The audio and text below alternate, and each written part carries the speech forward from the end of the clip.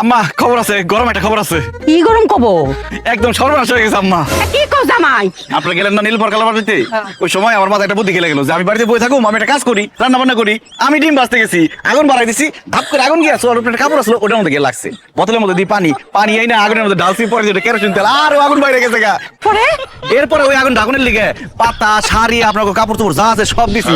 আগুন এত নির্লজ্জ, তাও ডাকে না, বাইরে আসে। এরপরে আমি দৌড়াই রান্নাঘর থেকে বড় করে আইছি, আগুন আমার পিছে পিছে বড় করে আইছে। পরে দাও দাও করে পুরো বাড়ি চলে গেছে, একদম জৈব করে সারকা।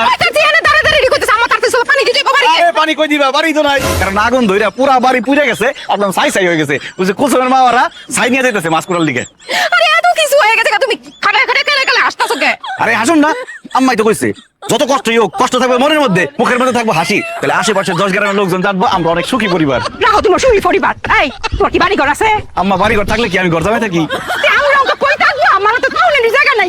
আমি তো আম্মা দেখতেছি যে আপনি আমার ভিক্ষা করা লাগবো। আমরা তো জন্ম সঙ্গে ভিক্ষা দিব না, আপনার দিব। আপনি সামনে থাকবেন, আমরা পিছন পিছন থাকবো, টাকা গুনুম। কি করতাম মানে আমাকে কই থাকবাম, কই গাইম, আমি তো কিচ্ছু আমার মাথাতে আমি থাকে না। ঠিক কথা লাগছি আমা।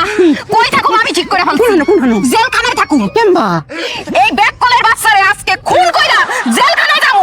কি কই সব? খারাপ তুই যাবি না কোথাও। এই হিট দাও কেন?